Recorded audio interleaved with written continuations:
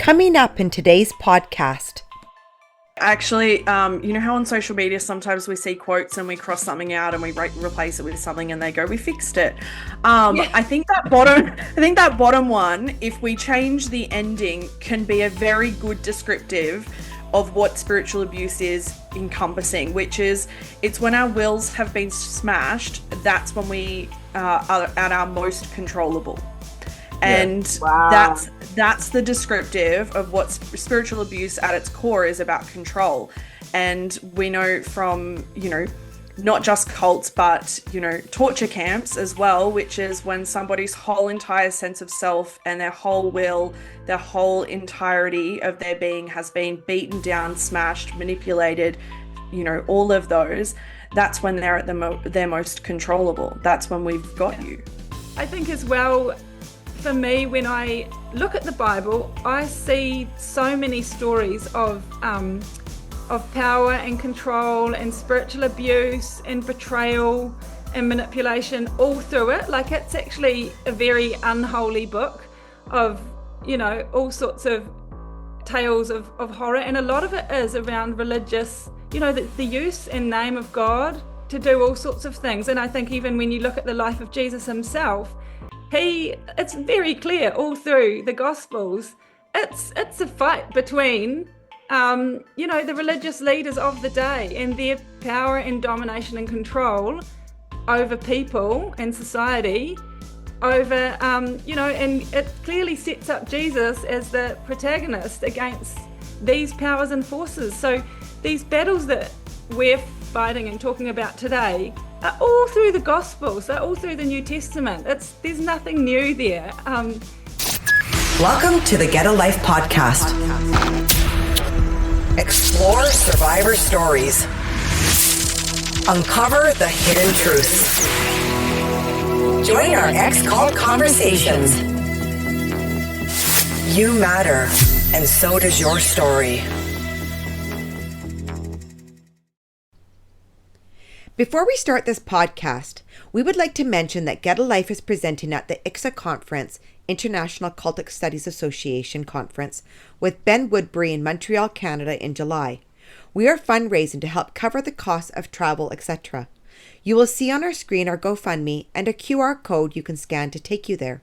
There is a link below in the description of this podcast as well. Thank you so much to everyone who has contributed already. We look forward to expanding our reach with this conference and getting changes we all are looking for. Hi, everyone. Welcome back to Get a Life podcast. I am Cheryl, and with me today is Richard, Sam from Australia, Lindy from New Zealand, and Dennis Wragge from Canada appears later on in this podcast.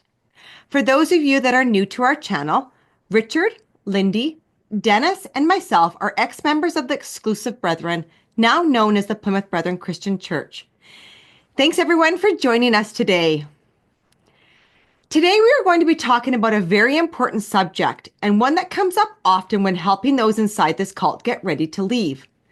Leaving the Plymouth Brethren Christian Church involves traumatic loss. Relationships with friends and family are severed. Employment and home are usually lost.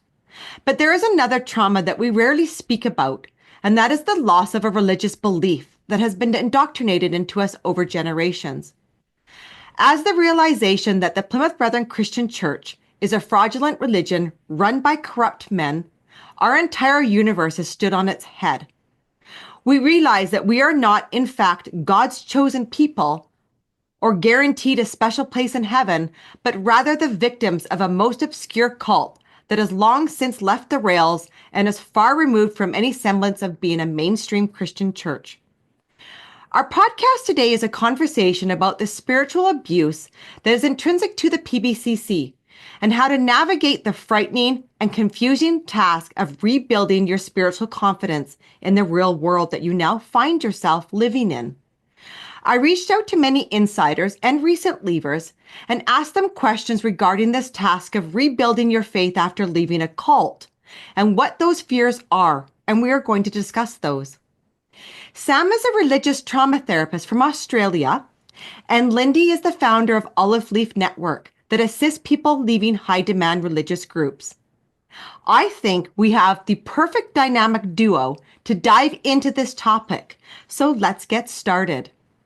I want to first dive into terms we need to go through before this discussion gets started. Lindy, do you want to start us off with that? Yeah, that sounds good. Kia ora and hello to everybody. It's great to be back on a Get a Life podcast and with Sam as well, who I have made acquaintance with last year, and I think it's going to be wonderful to hear from her as well. But yeah, I think it is important to define the terms whenever you talk about something like this, because lots of different terms are used, and sometimes the meaning of things changes over time. So yeah, some of the terms that people use are spiritual abuse, and then there's religious trauma, and it'd be great to have a chat about, how those are different. Other terms I hear people use are things like religious extremism, religious deconstruction, or disaffiliation. Some of them, get into real big mouthfuls. But let's have a chat about that. So, Sam, you're from the Religious Trauma Collective. You must know what religious trauma is, if it's in the name of your, entity. Could you tell us the Religious Trauma Collective, what you guys understand the term to mean, and how you might see it as being different or the same as spiritual abuse? Yeah, so I think what is really important to get clear is the spiritual abuse is what is happening to you, and the religious trauma is what's happening in you.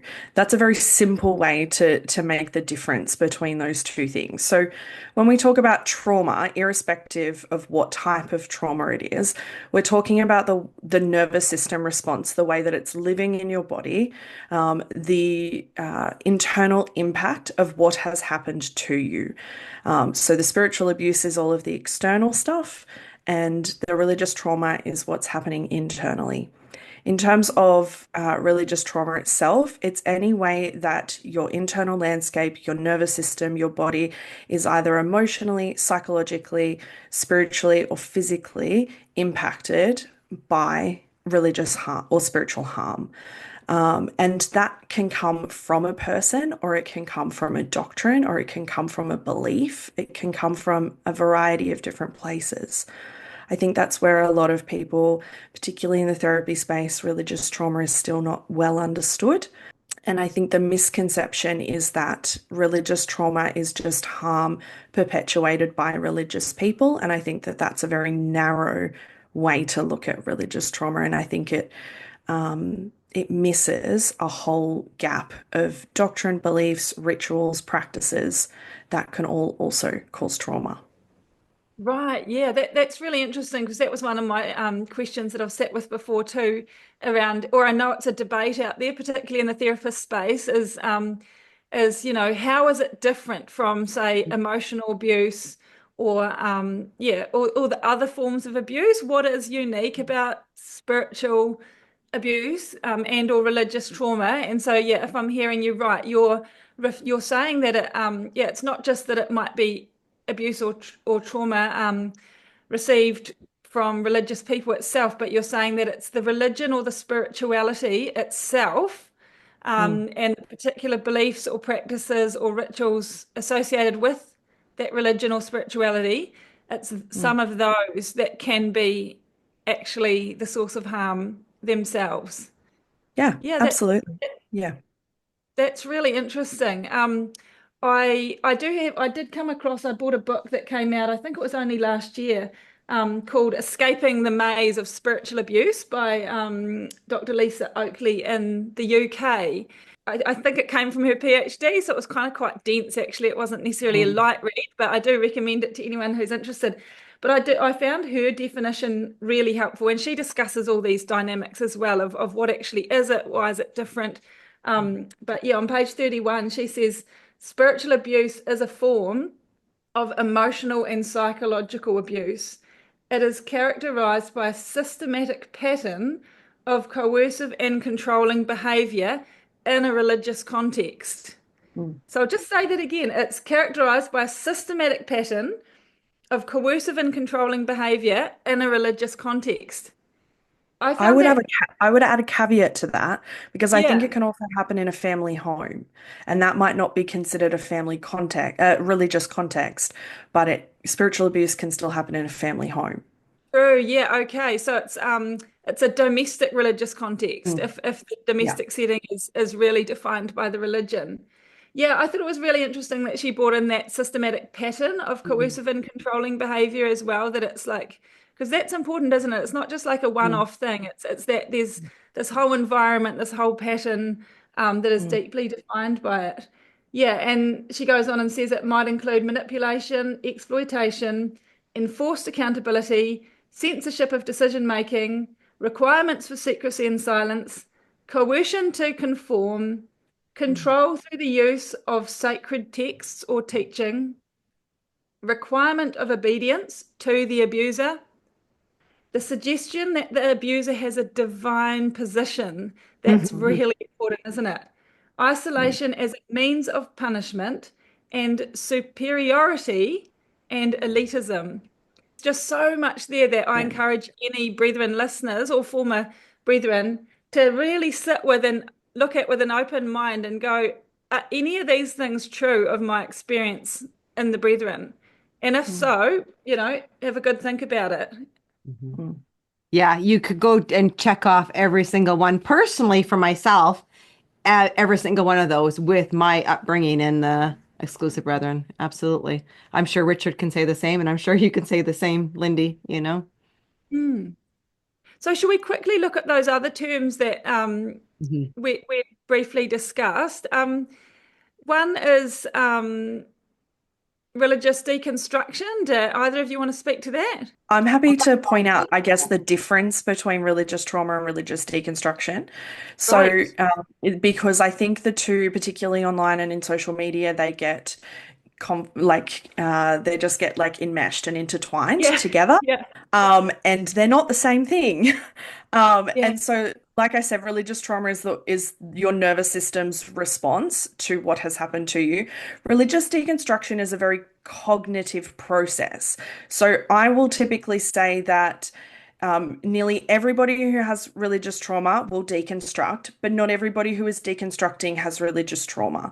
And Mm. so religious deconstruction is just a dismantling of core beliefs, essentially. But we don't particularly, when we deconstruct one thing, we don't typically stop there. We are deconstructing all systems in society.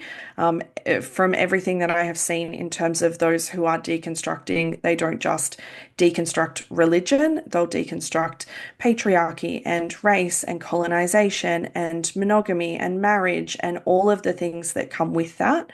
But it's a typically cognitive process where we are going, where have I learnt this? Why do I believe this? Does this serve me anymore? What do I actually think as opposed to just what I have been told? And it's a very critical thinking type of process. I think this is where a lot of people that are coming out of the Plymouth Brethren Christian Church right now, they are struggling, or people who are wanting to come out. This is their fear. They fear this world, and what is this world going to do to their faith? I have a few that I'm talking to very, very in depth about that right now, which is why we really wanted to do this podcast, is because it is coming up as a theme. So when I left the cult, I was still going to a public school, whereas now they have their own schools. Their isolation is that much more secure. And I think a lot of these people that have one foot in, one foot out, especially those that want to hold on to a Christian faith, are petrified of taking that last foot out into a world that they've been taught is utterly hell. And how do I navigate that? It is like this one specific person right now is the fear is like out of 10. How would someone deconstruct the indoctrination while trying to hold on to the freedom and yet still hold on to some sort of faith that they know they want to have in order to be able to make this transition? Yeah. That- I mean, one comment or that frequently comes up in ex-brethren conversations is And it's a very difficult subject because there's a certain tension between ex-brethren who remain, quite fundamentalist Christians and ex-brethren who become quite strong atheists. And one comment you often get from the Christian side about the other side is, well, they've thrown out the baby with the bathwater. And my kind of personal response to that is that, well, when I looked in the bathwater, it looked more like a pot of stew. There wasn't really any recognizable baby left. So I threw it all out and started again. Now, everyone has different experiences, but I would hope that you would agree that it's okay if you want to make a fresh start with a fresh sheet of paper. If you can recover something and decontaminate it, that's good. I'm not against that. But sometimes the indoctrination is so deep that you just have to start with a blank sheet. And I think that's one kind of deconstruction, isn't it? I would suggest that the people who are riddled with fear around deconstructing and questioning those beliefs are the people who fall into the I have religious trauma and I am deconstructing, because typically spaces that are cult-like or are cults or high control groups create cognitive shortcuts, which is why it's so easy for people who leave those environments to land in other fundamental environments, because we are so typically sort of conditioned and indoctrinated to think this is good, this is bad, this is right, this is wrong. And the cognitive shortcuts just get rid of all of the critical thinking ability that we have. And it's when we start to question that, it sends our nervous system into absolute chaos. Your nervous system goes, what the fuck is this? Like, what is happening, right? And it's why we see people riddled with fear. It's why we see dissociation. It's why we see hypervigilance, where we're just hyper aware and internally hyper aware. It's not just externally of, am I allowed to think this? Am I allowed to believe this? What is going to happen to me if I even ask the question? Because there is like the fear of hell that is like hardwired into your system. And so when you start to try and look outside of those shortcuts, it's terrifying, not just on a cognitive level, but your nervous system is actually responding to that fear. Yeah. And I mean, one thing that's very characteristic of the Brethren doctrine is they instill a kind of internal thought police. God knows your thoughts, and if you think something wrong, something terrible will happen to you. So unlike, the dictators would love if they could do this, but they can't. But the Brethren literally install a policeman inside your own head to watch your thoughts and punish you for them, which is, one of the hardest things maybe when you're starting deconstructing is just to allow yourself to think the unthinkable. I want to ask Lindy though, because Lindy, you seem to be somebody that I could sit back and look at how you were able to leave this. Walk us through how you left and how you were able to deconstruct the cultism out of it, how you landed in wherever you've landed in and been able to hold on to this essence of your faith, because to me, you do it beautifully.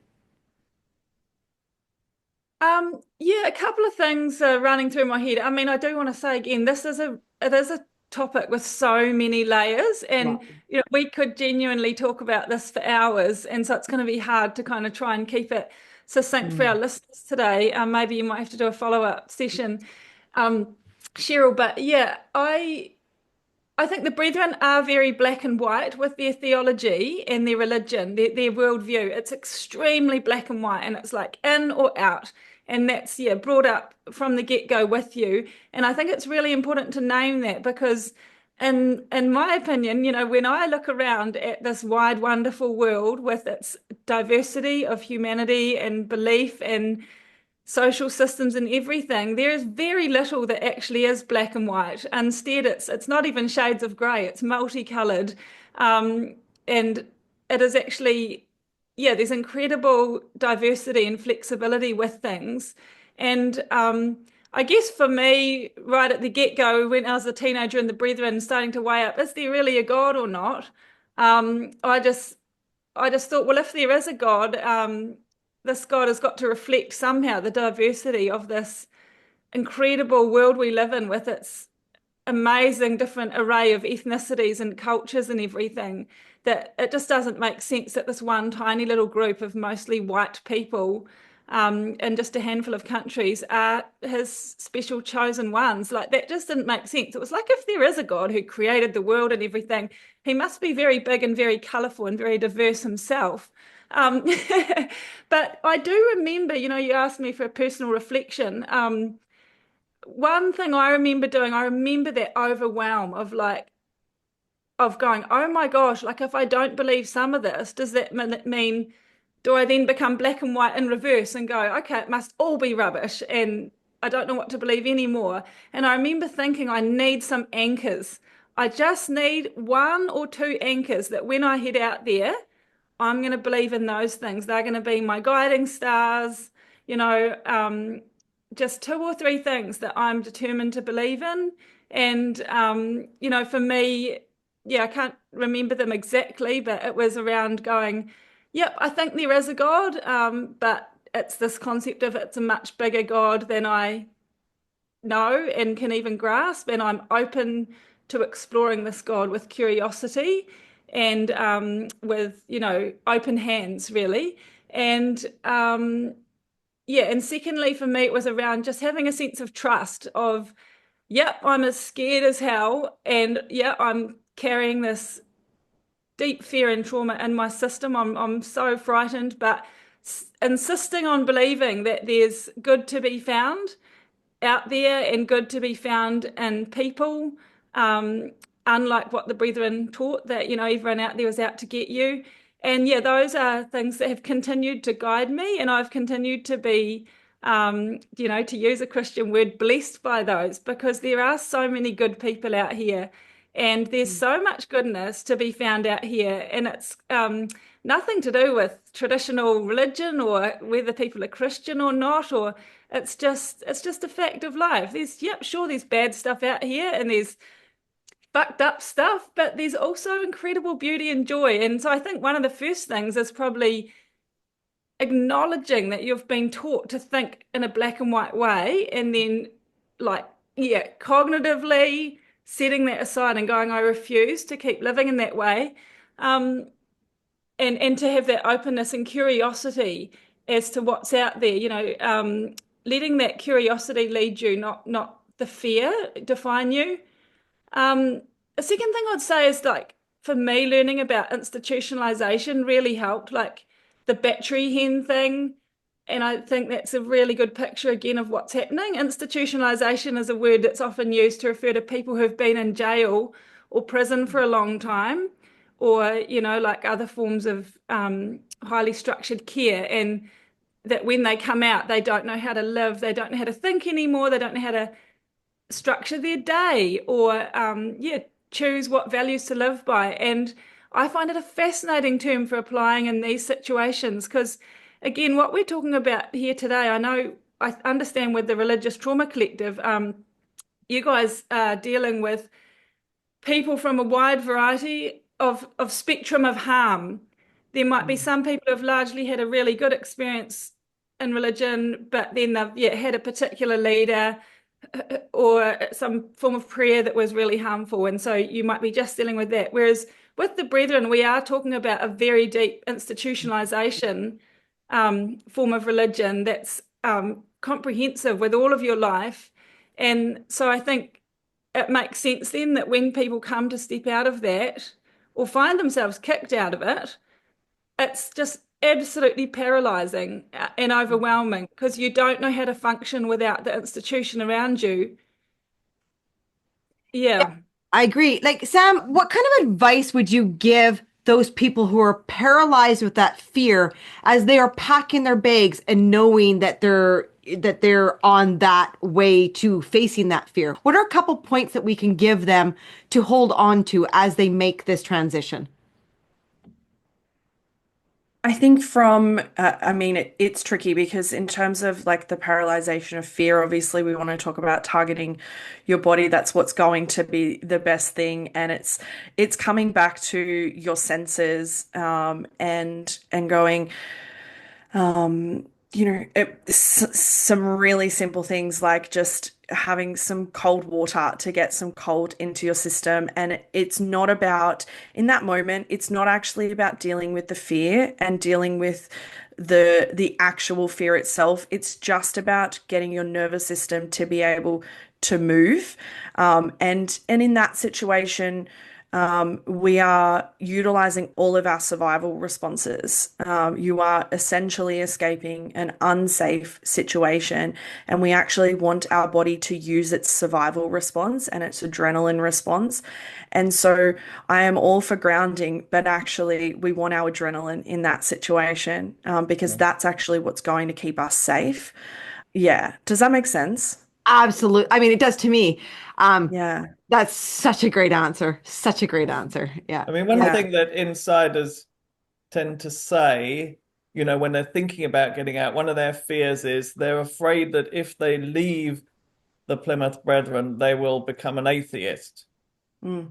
And I would say, and correct me on this, that you become in control of your own destiny. And if you don't want to become an atheist, of course you won't become an atheist. If you want to stay a Christian, you can remain a Christian. You have agency and control over your own life. While they use this fear tactic of telling you, if you leave here, they literally say, if you leave the brethren, you can't take salvation with you. Yeah. Yeah, I agree with you, Richard. I think that it's identifying that one of the really powerful things about the brethren or any of these kind of spiritually controlling environments is that they define and determine your life for you, your beliefs, your values, your everything. And not only that, they teach you that that is good. They teach you that there is no other way other than to hand over all of that authority and agency from your life to them. They teach you that that's right. In fact, you might have a ministry quote there that may Yes. fit with that. So we'll go to that next. But I think that's a critical piece is for people in that position to be reminded that you have choice, you have agency, you have the ability to self-determine. And it's a wonderful thing at times to learn from and take leadership from others, and sometimes even to submit to authority. I wouldn't term it that way, to maybe learn from or lean on others' experience or whatever. I'm not advocating for like the Lone Ranger heading off to the wilderness to be a completely self-made man or woman, because there's actually no such thing. All humans, we all lean on others and learn our values and our life and everything. We were inextricably part of systems and of the influence of others, but it's reminding you that you're not just a puppet on a chessboard that others get to move around. You have got choice and you have got agency, and whether you're Christian or not. In my belief, when I look at the Bible, it's actually quite big on that individual agency as well. There's scriptures about how each one will be held to account or held responsible for the choices they've made, all that kind of thing. There's a reasonable emphasis on the importance of the individual to choose and to believe for themselves. And so, yeah, whether you're Christian or not, I think when I think of that frightened little person, Cheryl, that you're mentioning, and I'm thinking of a battery chicken that's, just at the threshold of the door, looking out into the big expanse and feeling paralyzed and scared. And yeah, I just want to say to that little chicken, you do not need the battery cage to tell you how to scratch and flap your wings. That is within you. And there's a mysterious thing there as well, just around, you just have to trust. You And just I have think to. Yeah, you said yourself. something really prominent there with about staying curious. So how I have a lot of fear. I've always had it. I mean, and especially now that I'm really unwinding a lot of what happened to me in the cult, is the fear is absolutely paralyzing, even 30 years later. But the antidote to fear is stay curious within yourself and to know that when you leave, sometimes you're going to find out a lot of things that you don't like in order to find what you do like. When I left, I tried a Catholic church. I tried multiple different churches. I was even at the United Church for probably about a year until I realized I had to always come back and check in with myself and be like, okay, this fits, but this doesn't fit. This fits over it, but this doesn't fit. It's like going to the clothing store and you're trying on clothing, and you have to get used to knowing when you try something on, and then you got to drop in and be like, how does that feel to me? And you'll notice when you do that, you always come through this bridge of fear. But if you can stay curious in your mind, eventually you will program through that fear that choice is available, and you get to decide what I like, what I don't like. And then those likes can even change, right? Like, I don't consider myself a religious person. I consider myself to be very spiritual. I am a very spiritual person that I have a different way of looking at life and who I am beyond my 3D body. That suits me. But it's not like I need to announce it to the world because it's mine. That's for me and for my way to journey on this planet. But when you come out, you have choice. And that choice is you can go and do, in a month, you could go through 6 different churches just to find them out. You won't get judged for that. You literally do that. Yeah, and the difference there is that, in my view, the brethren have chosen, a set of clothes for you, and they've chosen the length of the shirt and the haircut and everything as well. It's quite strict parameters. And not only have they chosen those clothes for you to wear, but they've also told you it's bad for you to choose for yourself, and that you shouldn't trust yourself, that you are not going to be competent to do that, and something bad's going to happen to you if you choose for yourself. So I think a really important first step is noticing that is what's going on, because until you can notice that and name that and actively reject that and go, actually, yeah, I am allowed to choose for myself, you'll probably, unless you take that step, you can kind of keep wanting to defer to thinking, oh no, I've got to do what they say. Whereas, so a really good first step is that one, is acknowledging that, that it's not a sin. It's not a sin at all. It's not a bad thing to think for yourself, to choose for yourself, and to have that wonder and curiosity towards thinking differently than what's being prescribed to you. I mean, is it going too far to say it's not just that you're allowed to choose for yourself, you're responsible to choose for yourself? Yeah. Because what happens in the brethren is people will do actually wrong and wicked things because they've been told to do it by the brethren, and they think that absolves them from responsibility for it. Yeah. That's very... do you want to share a couple of ministry quotes there, Richard? You said you had some that maybe that show this kind of high level environment that we're talking about, high level of control. Yeah, I mean, it's just picking out a couple of them, eh? Like I can see that one right there around, I have to give up my own will. Whatever program I've got, whatever career I've got, I abandon it. So that's that classic black and white brethren thinking of just it's taking concepts that are there in scripture, like the Bible does talk about leaving some things behind and all that, but they take those kind of concepts and then they make them really extreme, eh? Like I don't know if you've got the quote there, but we used to hear in the meetings about this quote that said, "The assembly loves a broken man," and the whole concept of it was that the brethren love a person who's so broken that they've completely given up their own ideas and will, and they'll just surrender to whatever the assembly wants of them. I think it's really important that we read these 3 out here. The quote says, "The key thing is to stay broken. We know what it was in youth to be broken and then to remain broken. It's our wills. JND refers to it. He says our wills need to be smashed, he says, and then they remain. They remain that way. And then the next one says, my own will has to be eclipsed by a superior will. And then the next quote says, is John Hales, so Bruce's father, going on and saying, how long back does it go that you really trusted and believed in me? You won't find the way of more surpassing excellence unless you rigorously submit yourself to authority that is going to dominate you. Now, who wants to be dominated? Very few. Very, very few want to be dominated. We want our young people to come to the idea of submission to a dominating authority almost from childhood. The extraordinary thing is that inside the Brethren, the words tyrant and despot are used positively. They're viewed as a positive word, which no one outside of the Brethren would even consider. So, I mean, here's one. Despot. And this is, let's make it clear, this is Bruce Hales, who's the universal leader of the Brethren, has been for 20 years.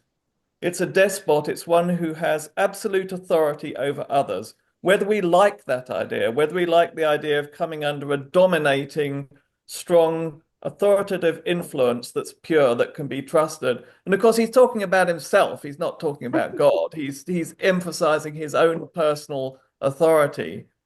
And Wow. then he says, another quote, see, it's when our wills have been smashed, that's when we get our strength spiritually. So, I Yeah. mean, I again, actually the think idea of your will is an extremely negative idea. Yes. Any expression of your will is a profoundly negative idea inside the Brethren. actually, you know how on social media sometimes we see quotes and we cross something out and we replace it with something and they go, we fixed it. Yeah. I think that bottom one, if we change the ending, can be a very good descriptive of what spiritual abuse is encompassing, which is it's when our wills have been smashed, that's when we are at our most controllable. Yeah. And Wow. that's the descriptive of what spiritual abuse at its core is about control. And we know from, not just cults, but, torture camps as well, which is when somebody's whole entire sense of self and their whole will, their whole entirety of their being has been beaten down, smashed, manipulated, all of those. That's when they're at their most controllable. That's when we've got Yeah. you. And so then they're the most useful to the assembly. Yeah. Yeah, that's really interesting point, Sam. And again, this is what we're talking about. So to those people who have been smashed and been had their insides just torn apart, where I guess we're thinking of those people, hey, as we speak, and we're encouraging them that to have, in essence, a spark of your will, and to not, you don't have to do it all in one day. It's going to be a long journey, but to start listening to that inner voice of yours, to start listening to your choice and your own agency, that's a really good place to start to believe that you could have a good will and a good sense of agency, and to listen to that's a very first good step to take. Yeah. And I Yeah. think if you don't know what that inner voice is, you can still be curious and ask the question of whose voice is this?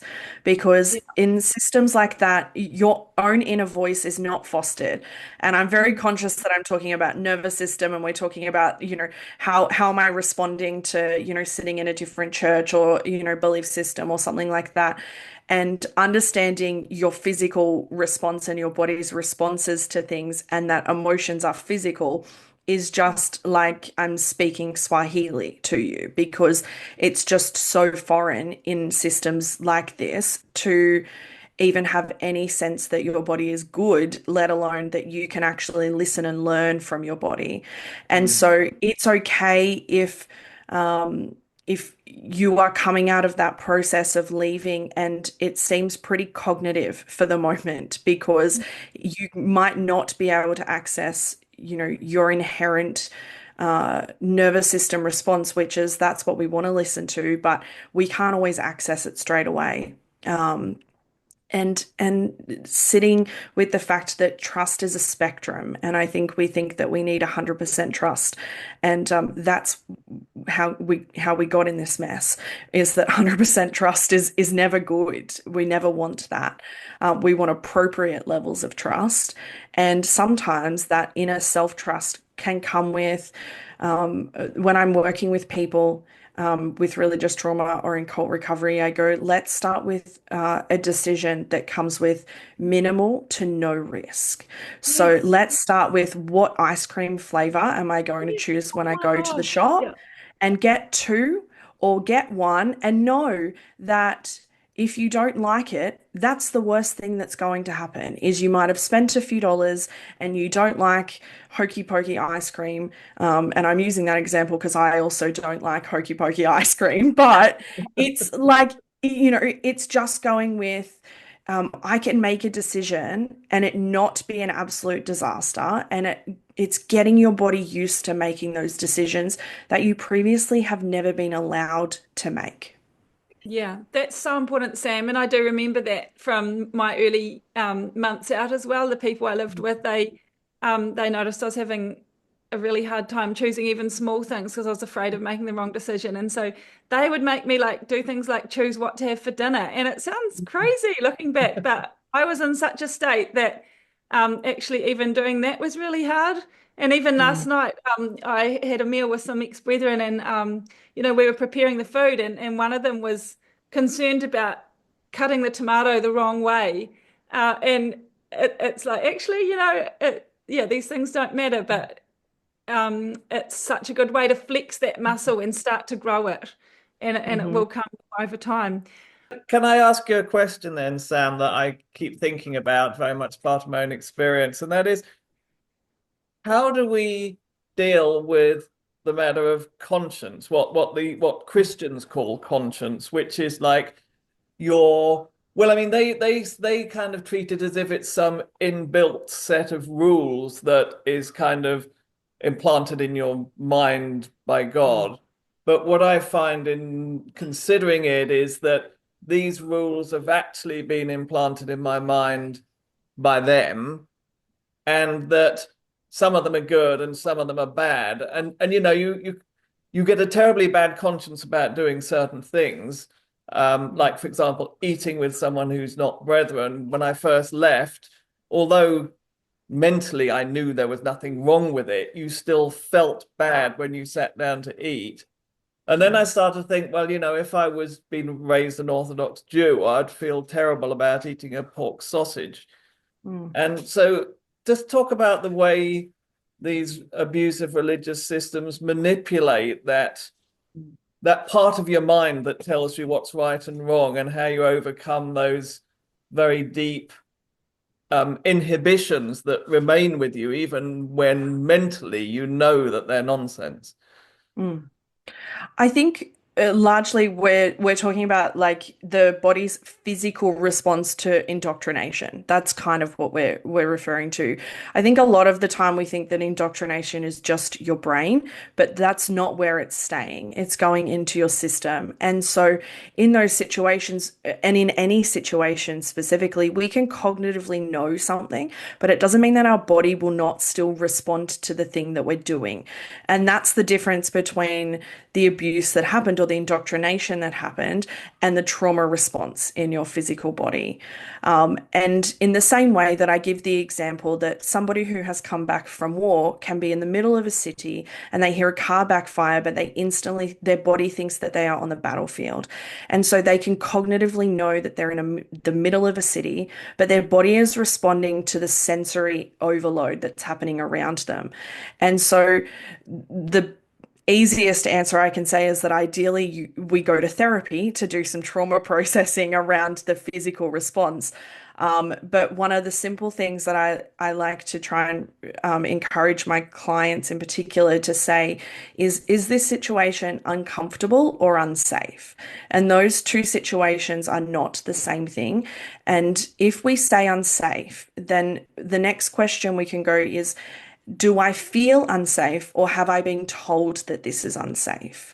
And that can give us a different response as well. And if I've been told that, then we go, well, what do I think? That's when we go, what does my voice say?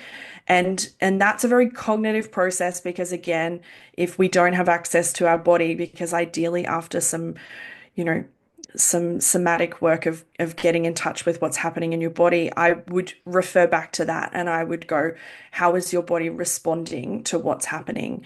But if that's not accessible yet, we want to access all of the questions, because all of the questions can lead us to sitting in that space of going, actually, I've been told that this is unsafe, but if I look around at my environment, I don't actually think I am unsafe. And we sit with that cognitive dissonance that's happening. Ideally, we then want to be able to look at that and process it in some therapy. But that's also, as a therapist, I know that's also not accessible to a lot of people. So I try to have a little other things to do. But unsafe and uncomfortable is one of those things that can kickstart a reflection internally for a lot of people in terms of where has this come from, as well as how is this feeling. That's incredibly helpful, Sam. Yeah. Mm-hmm. Yeah. Is there a sense in which, where you know it's safe, but you feel uncomfortable, you have to just kind of push yourself to become acclimatized to it? And, some traumas are so deep that it doesn't heal on itself. But in many cases, like the fear of eating with non-brethren, kind of push yourself in your comfort zone just to keep going out, to keep socializing, and that will fade. Is that a reasonable thing to say? Yeah, I think a little caveat to that is, what other support do you have at your disposal? In that, like internal support, in terms of how, if I have good skills to look after myself after this situation, then yeah, we might sit with being able to sit with the discomfort and it would be about working out at what point does this discomfort no longer feel tolerable? And at that point, I would say anything past that is not going to be helpful in any way, shape, or form. We always want to stay within that window of tolerance. But do I have other external support as well? Do I have people that I can go back to, whether it be a therapist, whether it be support people, whether it be other peers who have also left the Brethren? Do I have other people that I can debrief and decompress this situation with, so that I'm not then sitting with it internally on my own with no internal or external support if I'm pushing that comfort level? Yeah, because if we force ourselves too much and we come outside of that window of tolerance, we just reenact that trauma and threat response that's already happening in our body, right? Yeah. Yeah, absolutely. I think anything that, and if people don't know the window of tolerance, I would encourage them to look it up. I think it would be really good information for them. I wasn't going to read this all out, but I do want to expand on the window of tolerance. And due to Streamline 3 blocking the insider's ability to be able to read what window of tolerance and get this type of information, I am going to read it out. So this is off of a Psychology Today website, and it's called "What is the Window of Tolerance and Why is it so important?" Developing window of tolerance is especially critical for trauma survivors. And the key points in this specific article are: the window of tolerance is a helpful and important nervous system regulation concept. Everyone's window looks a little different depending on their personality, background, and a host of other factors. Expanding one window of tolerance is often a critical task for relational trauma survivors. A clinical professor of psychiatry at the UCLA School of Medicine to describe the optimal emotional zone we can exist in to best function and thrive in everyday life. On either side of the optimal zone are two other zones, the hyperarousal zone and the hypoarousal zone. The window of tolerance, the optimal zone, is characterized by a sense of groundedness, flexibility, openness, curiosity, presence, an ability to be emotionally regulated, and a capacity to tolerate life's stressors. If this window is eclipsed, if you experience internal or external stressors that cause you to move beyond and outside of it, you may find yourself existing in either a hyper-aroused or hypo-aroused state. Hyperarousal is an emotional state characterized by high energy, anger, panic, irritability, anxiety, hypervigilance, overwhelm, chaos, fight or flight instincts, and startle response, to name just a few characteristics. Hypoarousal, by contrast, is an emotional state characterized by shutting down, numbness, depressiveness, withdrawal, shame, flat affect, and disconnection, to name but a few characteristics.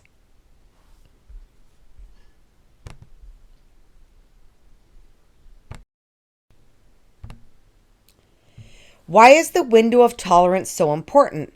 Put plainly, existing within the window of tolerance is what allows us to move functionally and relationally through the world. When we're within our window, we have access to our prefrontal cortex and executive functioning skills, organizing, planning, and prioritizing complex tasks, starting actions and projects and staying focused on them to completion, regulating emotions and practicing self-control, practicing good time management. Having access to our executive functions equips us to work, be in relationships, and problem solve effectively as we move through the world, despite encountering hiccups, disappointments, and challenges.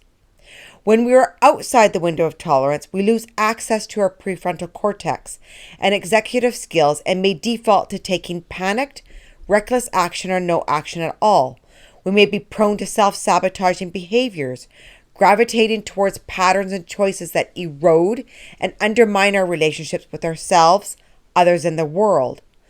Clearly, then, it's ideal to stay inside the window of tolerance to best support ourselves in living the most functional, healthy life possible. But I'd be remiss if I didn't mention that all of us, at every age, sometimes eclipse our window of tolerance and find ourselves in a non-ideal emotional regulation zone sometimes. That's normal and natural. So the goal here is not that we never eclipse our window of tolerance. I personally and professionally think that that's unrealistic. Rather, the goal is to expand our window of tolerance and to grow our capacity to rebound and be resilient, coming back to our window quickly and effectively when we find ourselves outside of it. How do we increase our window of tolerance? I want to acknowledge that the window of tolerance is subjective. We each have a unique and distinct window depending on multiple biopsychosocial variables, our personal histories, and whether or not we came from childhood trauma backgrounds, our temperaments, our social supports, our physiology, etc. No two windows will look exactly the same. Mine may not look the same as yours, and so forth.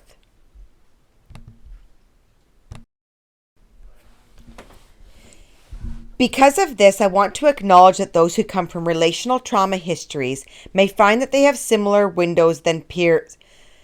Because of this, I want to acknowledge that those who come from relational trauma histories may find that they have smaller windows than peers who come from non-trauma backgrounds. Those of us with childhood abuse histories may find too that we are more frequently and easily triggered and pushed outside of the optimal emotional regulation zone into hyper or hypoarousal. This is normal and natural given what we've lived through.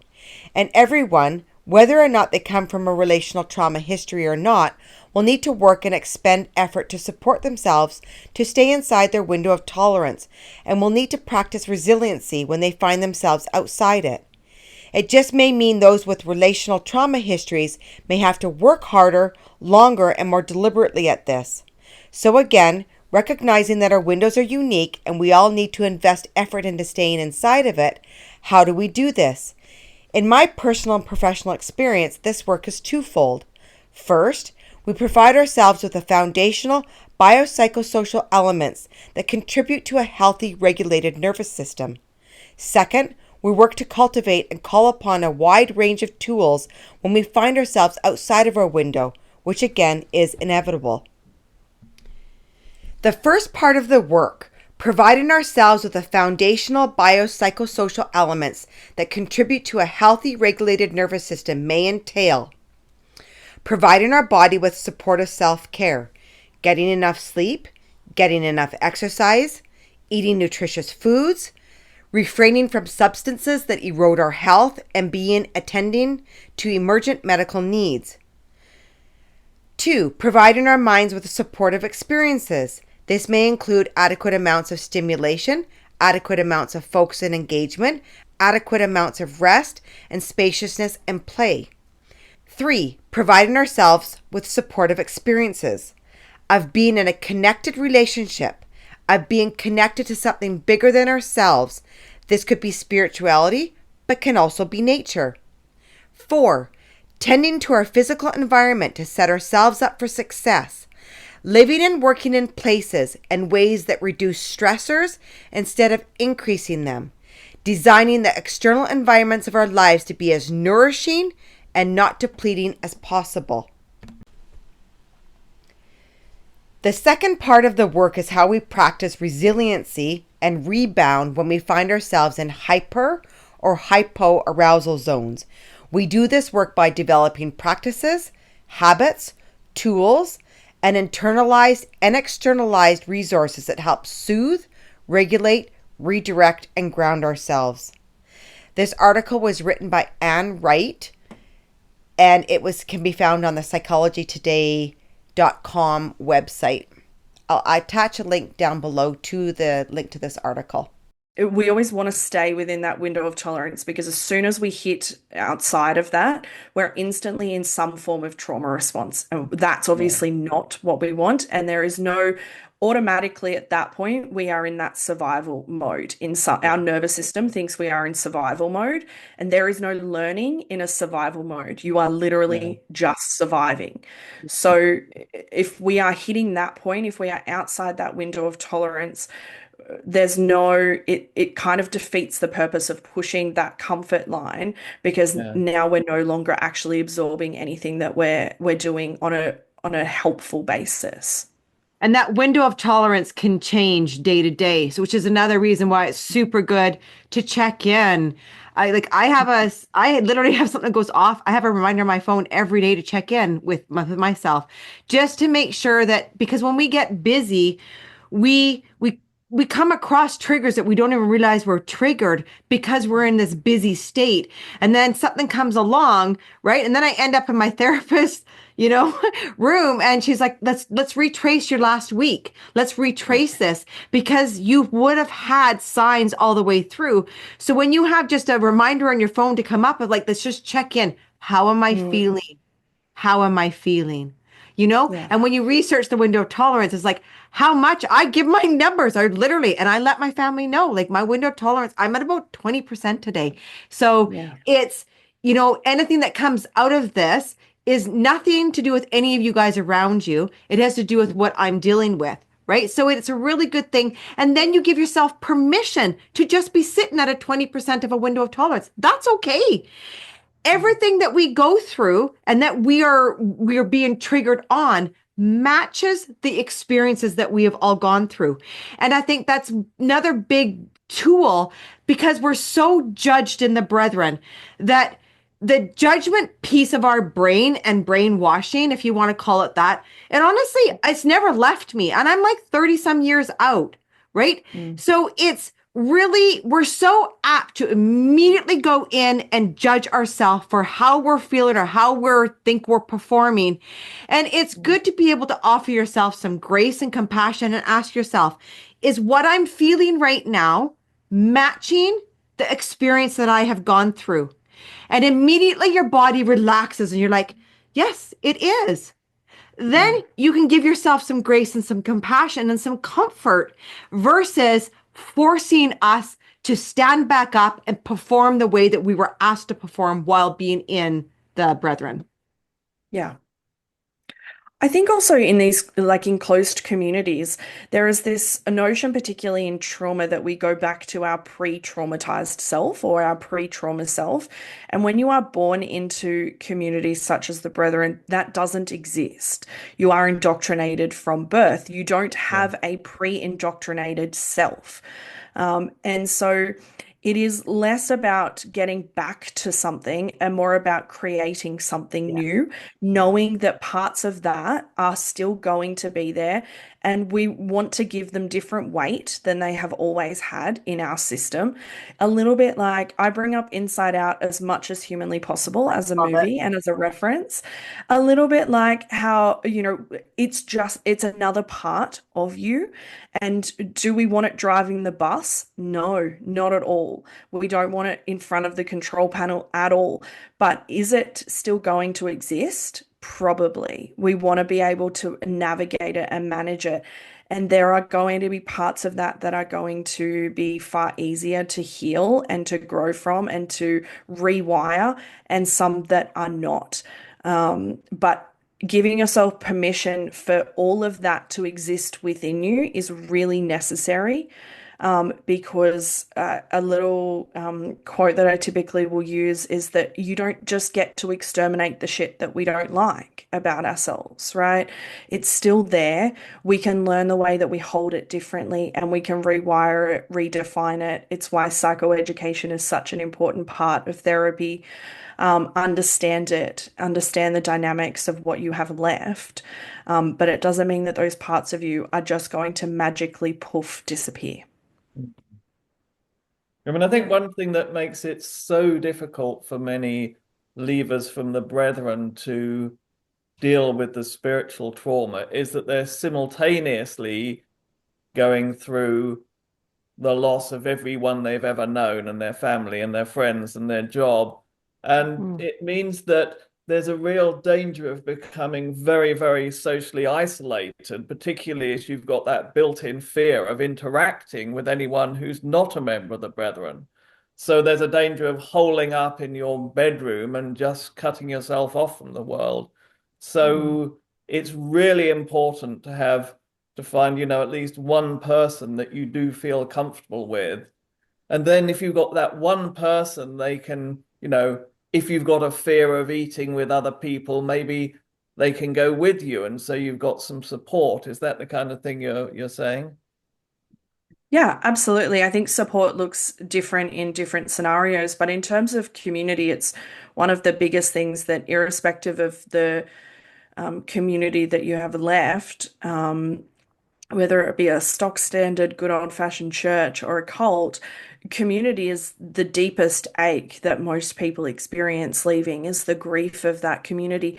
Because there is the age-old quote that people don't join a cult, they join a group. And it's the belonging that is what keeps people in these spaces. We are, as humans, hardwired for connection. We need each other as people. And so support is what will get people through this process, no doubt. Yes, therapy is great. Yes, regulation skills and trauma processing is great. But if you are doing all of that on your own, it's going to be mighty, mighty hard. Yeah. Yeah, that's really let's go back to this judgment piece. How would you help people who are trying to leave that have witnessed the ambush of priestly visits, love bombing, the horrendous tsunami of the attacks that come after, saying, you've lost your way, you're going to go to hell, we need to convert you again? And like, how do you get past that ambush of judgment that you feel and actually make it out of there? Yeah, I've got a couple of thoughts on that. I think the main thing is, again, coming back to this agency thing that we've been talking about, because I think, and again, I'm going off my personal experience here, at the time when I was going through the leaving thing, and priests were coming around and visiting with me, as a single young female, and it would be two older men, and that, a huge power dynamic and all of that. It never crossed my mind that I had a choice to say no. It never once crossed my mind. And I would love to get that home to all the current brethren's minds, or those who are in that process of leaving, is that, again, you have a choice. You do not have to engage. And yes, there might be some times when that choice is taken away from you, if somebody's like right in front of your face or whatever, and you don't have the choice. But I reckon 9 times out of 10, more often than you realize, you have a choice around around, how much around where your boundaries are. So learning, you can look up, there's so much stuff online around boundaries and being assertive and that kind of thing. But again, you're going to have to go do that mental shift of believing that you don't have a choice and that everyone else gets to determine what happens to you and how they engage with you. Shift your mind back again to going, I have agency here. I have choice. You can block every single one of them if you want on your phone or whatever. You can refuse to meet them in person. If your home environment is unsafe, you do have a choice to leave that home environment and to find a safe place. And you do not have to give your address. And you do not have to agree to seeing anybody. And there's additional security things you can do there to help keep you safe, like whether it's putting up a security camera so you know who's at the door or who might be snooping around your property. Like there are little things you can do like that as well to help enforce those boundaries if you feel you're being followed or harassed. You can also, if it gets to it, you can notify police in most countries and take out protection orders against people who are, who, if you believe that they're harassing you. But yeah, I think really it comes back to that thing again of choice. And if you don't feel up to engaging with priests or family members, give yourself time out. You can choose to come back to them as well if you really want to. Like, for example, family members, you might think, well, I actually do want to have the chance to face say goodbye to them or whatever. But again, you have choice. You don't have to let them set that and determine that and have a scene where they all come and pressure you or whatever. You can say, I'm going to meet you for 1 hour at a neutral location. Don't go onto their property. It can be thinking about those power dynamics that can help of going, actually, no, I'm going to meet you in a cafe or in a public park, not on your property, because there's a power dynamic there. And also a hugely helpful thing can be to have an advocate, somebody on the outside, somebody who's a trusted person for you. And, sometimes it's best if it's not another ex-brethren, so there's not that prickly layer of, oh my gosh, she's connected to so-and-so's auntie now or whatever. To have somebody who's an unknown quantity to them. Maybe you have got a lawyer friend or a police friend or someone who does know what's what, and say, I'm going to be at this place with my support person and we'll talk and say goodbye then, or, I'll answer your questions then, but I will have my support person and I will be recording the conversation and I'll meet with you for 45 minutes. You have choice, you have agency, use it. Yeah. Another practical thing is, because of course you probably do want to have a line of communication, particularly with family members in case there's a disaster or anything, is to appoint an intermediary. So you say to them, well, if you want to contact me, if you need to contact me, send a message to so-and-so and they will pass it on to me. And that stops the ambushing tactics that they will use. That's such an important idea, Richard, and it can really help with the trauma response thing too, because I know I used to have a huge physiological response if I saw a letter with my mother's handwriting on it in the letterbox. It didn't happen very often, but when it did come, I was always dreading what was in it and would feel that panic and that fear of how is this going to hurt me? How is the contents of this letter going to hurt me this time? And so for a long time, I had others open them for me and then share with me as to any particularly important bits in there, but they would help shield me from the more painful stuff. That's a great idea, Richard. And yeah, whether it's a physical letter or an email address, having an intermediary, that's an excellent idea. And I think part of their tactics that they use is using our family against us. And I think one of the biggest things that worked for myself and the people that I've helped leave is that it's important to understand and have a separation between your love for your family that will never go away. That will never die off. You will always love your family.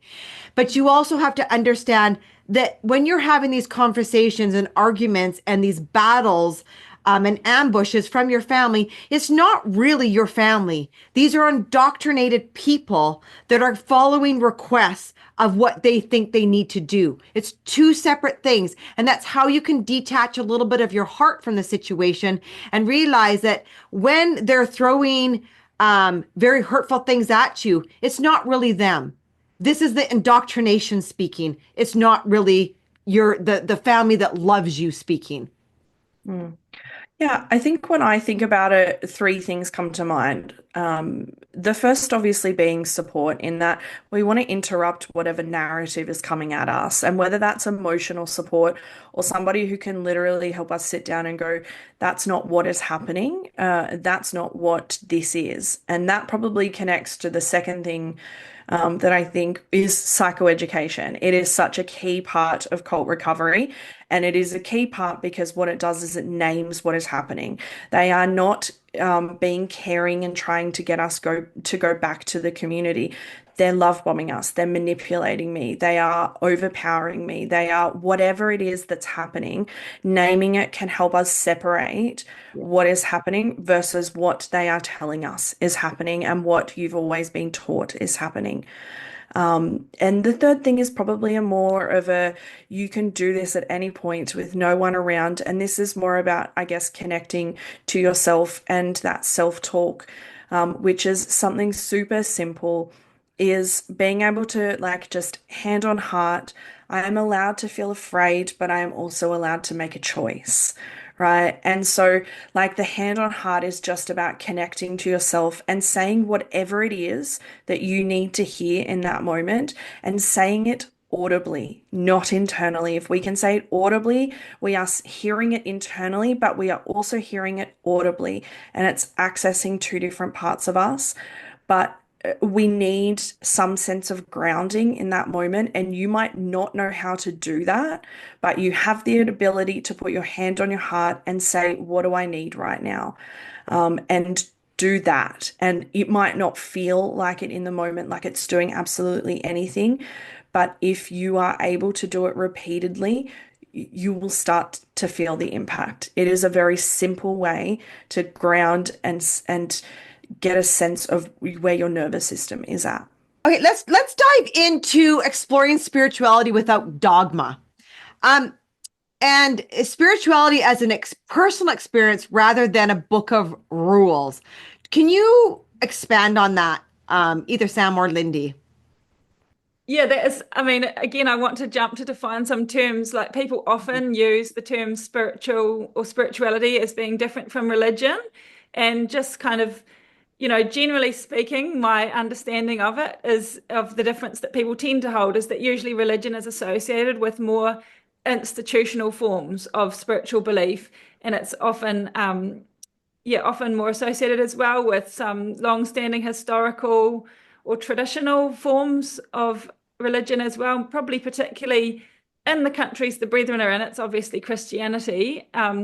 Whereas often people use the term spiritual or spirituality to describe more their own experience or beliefs of divine or non-tangible beings, without it necessarily being connected to a communal or a group or an organized kind of religion. Can I just broaden that out a little bit to say Yeah. it's not necessarily beings, but even sometimes you get this, sometimes you just have a moment when particularly in connection with the natural world, you just have a moment when you are completely overawed by the complexity and the beauty of everything Yes. we're connected with. And that's a spiritual Yes. experience because Yes. you realize you're in touch with something that's so vast and complex, you could never possibly understand it. And yet at the Yeah. same time, you are actually in touch with it. And Yes. to Yes. me, In that's a fact, very spiritual experience. yeah, I love that you used the word awe there, Richard, overawed or whatever, because I think that those feelings of awe are often really deeply connected to spiritual or religious experience. And this thing of, oh man, there's something bigger than me and that's beyond me, but that somehow I'm connected to it and that I'm part of it. Yeah. I yeah, think connection is the key word there, Lindy. I think yeah, spirituality is about connection. Like music can be spiritual, art can be spiritual, Yeah. nature is spiritual, and it's about you being connected to whatever it is, the core of you being connected to whatever that other form of connection, whether it be a divine being, or whether it be a piece of music or something that you are listening to. We are all inherently spiritual beings at our core, irrespective of whatever religion we practice or don't practice. mm.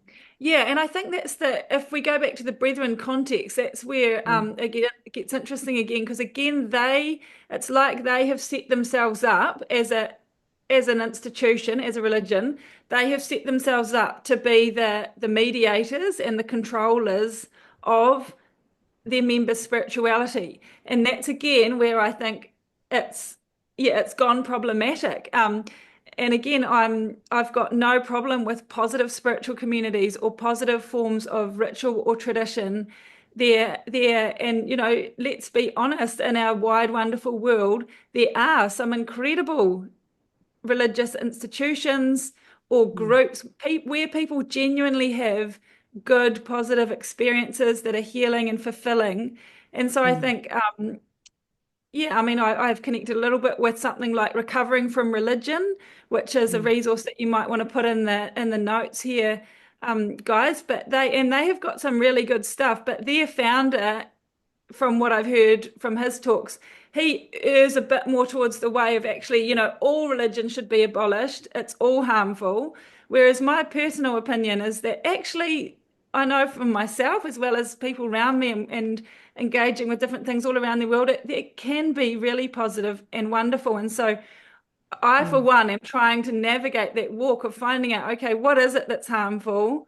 And what is it that's good and beautiful? And can I find ways to kind of identify both, increasing my discernment, I guess, as I go through life of where's the good stuff, and I'll celebrate that and lean into that, and where's the stuff that actually, oh no, that's getting controlling or that's getting weird, and actually I'm not okay with that. I think there Oh, can be yeah, go. safe faith spaces, but I think as soon as we Yeah. throw the word organized in front of religion, that's where we get an issue. Anything that is faith, belief, spirituality based that has organized on top of it automatically is going to create systems of power and rules as well. And anytime we put someone who thinks that they have any sort of authority in a divine sense or in a spiritual sense. And we see that in not just, divine beings, but in religious leaders in those spaces. As soon as we put organized in front of that, that's where we get systemic harm. I think, yeah. Well, I would push back a little bit there and just say we like people organize themselves. You can't help it. With any entity or any group, we've often got either explicit or not, cultures and codes of conduct, and more often than not, it is explicitly written down or whatever, particularly with groups that are religious. And again, I just don't think it always means it's going to be bad. The same with leaders. I think just because we put someone in a position of leadership, it doesn't inherently mean that they're going to be bad. It does inherently mean there's a power dynamic. I completely agree with you there. And that is really important to name that, yeah, if we appoint someone as a leader, and the same thing, if we choose to sign up to an organization of any form, it's acknowledging that it's acknowledging it, isn't it? That they are going to have some form of, there's going to be a reciprocal relationship here of influence, and just being aware what are the power dynamics here. And so for me, some of the safeguarding questions, I liked your thing there around, can there be safe faith spaces? That's a tongue twister. Yeah. And if so, yeah, how do we identify them? How do we keep ourselves safe if we want to explore those kinds of groups or communities? And I would also say this is important, whether you're joining, a local gym or a yoga class or any other form of group that's organized around spirituality or religion or anything as well. It's just common sense stuff like, can I ask questions? Yeah. Do I feel that I'm being pressured in any way to do anything with my time or my finances or my resources? Yeah, is there transparency with what they're doing with money?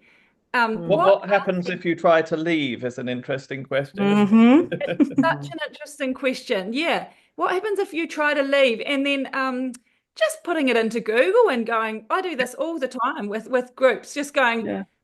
whatever it is, and then putting controversy.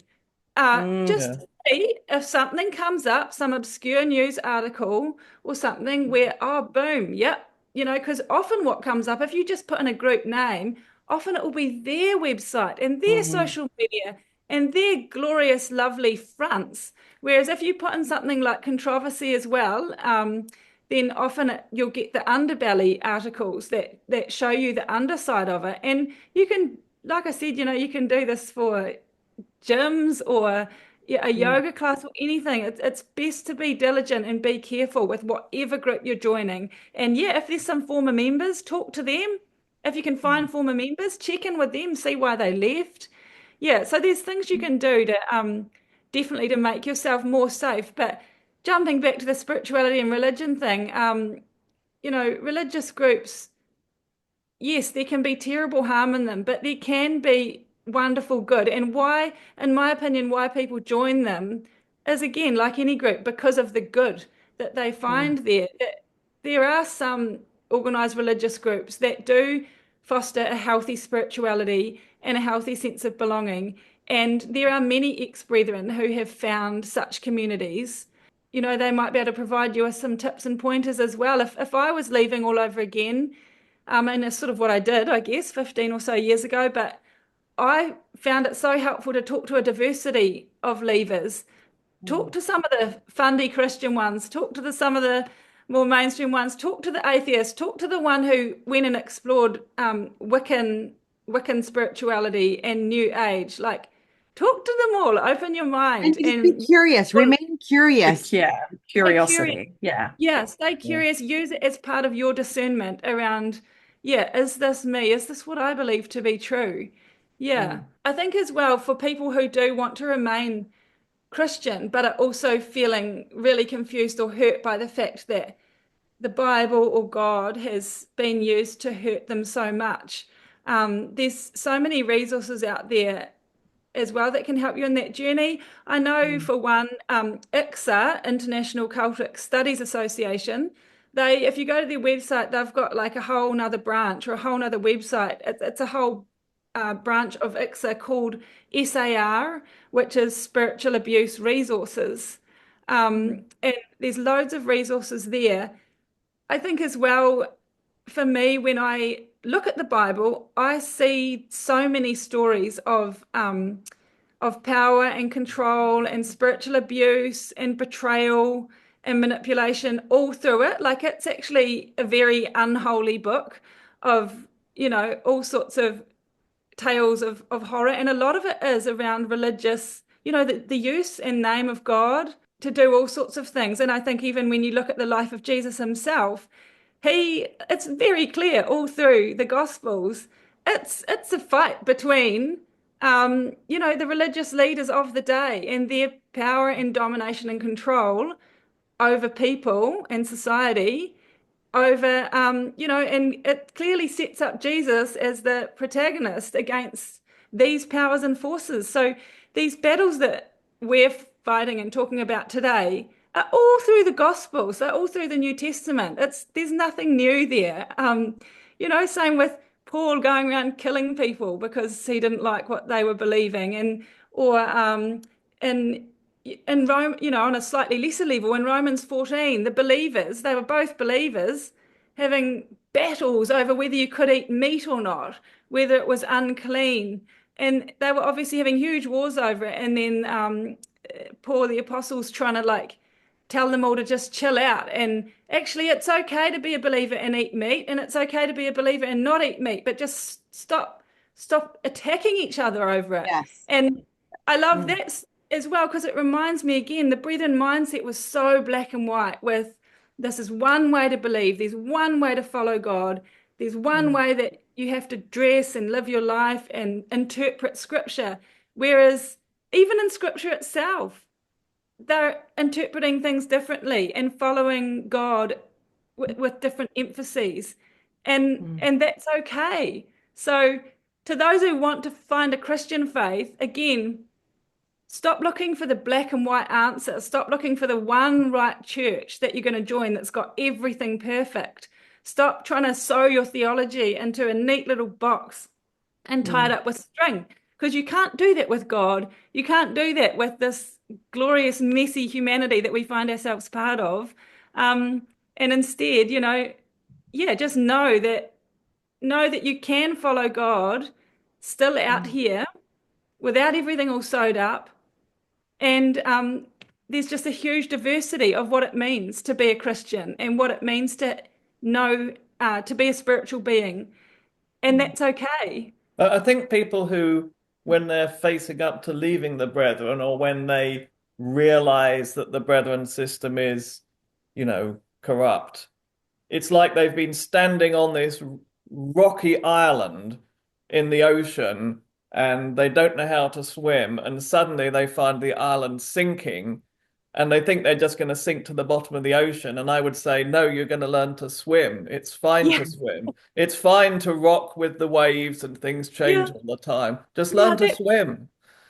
Oh, that's a really beautiful picture, Richard. I really like that, because again, it speaks to that black and white thinking, right? It's the brethren mindset that says, if the brethren go under, my salvation's gone, my morality's gone, it's going to be, I'm going to be a reprobate piece of chaos.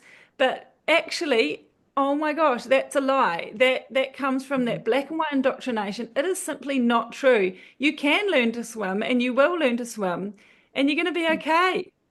I mean, another thing that I keep thinking about, you notice that when people leave the Brethren, they go in 180 degrees of different directions. I mean, some become very firm atheists, and some go to, some become just one thin sheet of paper removed from regular Plymouth Brethren doctrine, and there's every scale in between.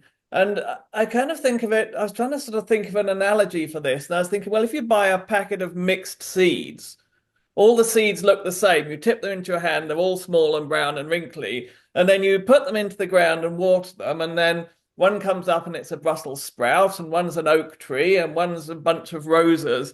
And the fact is, inside the Brethren, it's just this production line where they pop people off the mold. I mean, they're like a flock of penguins. They all look identical. They have to have name tags so they're actually individuals. And then when you release that artificial constraint, their genuine personality, what they really are, emerges. And you don't know. I mean, even the person themselves doesn't know what they're going to turn into. Like the caterpillar that goes into its cocoon, it doesn't know that it's going to be a butterfly. And so you get this huge diversity. And, then there's this problem in the ex-brethren community that they kind of look at each other and say, well, look, you got flowers, but you're a pumpkin. Something's wrong here. No, it's people actually being themselves. And that's really the liberty we have. Yeah, and that's such a beautiful and wonderful thing to see and to celebrate. Yeah, I think another thing I'd add in there, Richard, is that oftentimes when you look at it, what people are doing, wherever they end up, strident atheist or fundamental Christian, whatever, most of the time people are just trying to make themselves safe. Yes. And people they're trying to find a framework and a worldview to help them to cope with their trauma and this horrible roller coaster that they found themselves on, spat out the other end. And yeah, really behind it all, people are looking for and have found frameworks and perspectives that make sense to them and help them make sense of the landscape that they've found themselves in. And really, most of us have got far more in common than we have to separate us. It's kind of like a home. Everyone's home is different. You have a different taste in furniture and curtains and decor. Why would you point to someone else's home and say, I don't like your wallpaper? You're not living there. Let people live in their own spiritual space where they're comfortable. Yeah, And and we have set it up in do a way your that makes thing and sense don't for worry them. so much about other people, you know? Yeah, yeah. Do Which you I again, think find, Sam, that that is one of the hardest things to deconstruct when people are born into a cult, though, is that when they yeah. get out to learn how to use their wings, learn how to allow other people to use their wings, because Mm. especially with the brethren, where it's grown up to be, it's such a judgmental environment, and yeah, like, and how do you navigate that? Slowly. Slowly Takes is the time. first word that comes to mind.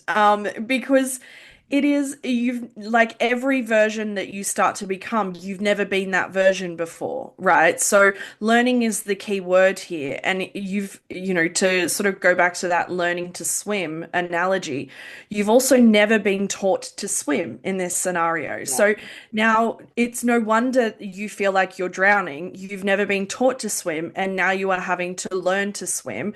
And so it's why self-compassion is such a cornerstone part of trauma recovery, because we have to go, I'm learning. I've never been this version of myself before, and I'm doing the best I can with what I have, which is really, really fucking limited, right? So it's self-compassion is so important.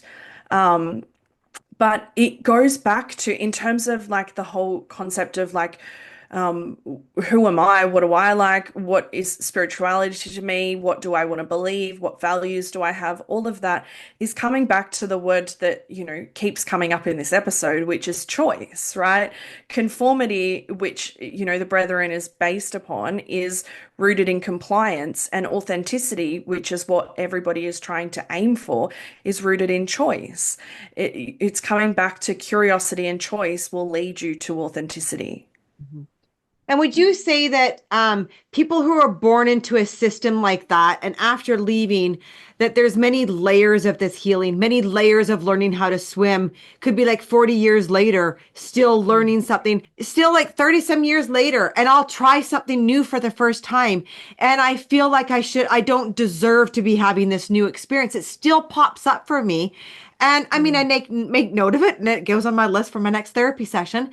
But it is, would you say that that is something that maybe we learn how to unravel, that deconstructing everything even years later? Yeah, some of these situations, even if they are happening 40 years down the track, you might not have ever learnt that. And so you might not have ever experienced it. But that inherent broken aspect is coming back to, I think, typically the theology that you are taught and indoctrinated with, in that we are inherently not good at our core. We are inherently sinful and broken at our core. And so that's typically where I find a lot of the lack of deserving, the lack of ability, the lack of being able to do things typically comes back to. It's not always that, but it can be. But yes, it is. It is. I use the Shrek analogy, Shrek and Donkey with the onions. Like, we are just always peeling back layers upon layers. Some are thicker than others. Some are wafer thin. But whether it's thick or thin, it's still a layer, and it's still movement, and it's still something that you can learn, and something that you get to uncover about yourself and about what life looks like now. Mhm. Mm. Can you say something about the fact that we're all born essentially agnostic, and that nearly everybody who belongs to a particular religion, their parents also belong to it? I mean, the reason I'm talking about that is that in part of the deconstruction, you say, well, why do I believe all these things? And the answer is usually because that's what my parents taught me. And then another thought process I go through is I think of that brother in the meeting who was particularly fervent and particularly active. And I kind of think, I bet if he'd been born into a Muslim family, he would be a very fervent Muslim. Mm. Yeah, I think irrespective of religion, even when it comes to, questions around gender and beliefs and values and, thoughts about sexuality and health and all of that sort of thing, who you are raised with has like a fundamental aspect of who you become. It's why I added the caveat at the beginning when Lindy was talking about spiritual abuse or like happening in religious contexts. It also happens in family contexts because that's predominantly where children do a lot of their learning. It's they and sometimes learning, but sometimes absorption in terms of they Yes. just take it on because they don't have any other choice. But I think in terms of like exploring that and pulling that apart, it's just a shit ton of questions and a Yeah. question upon a question upon a question upon a question, because that's what gets you to yours. That's what gets you to like, this is now my voice, not the voice that I heard growing up.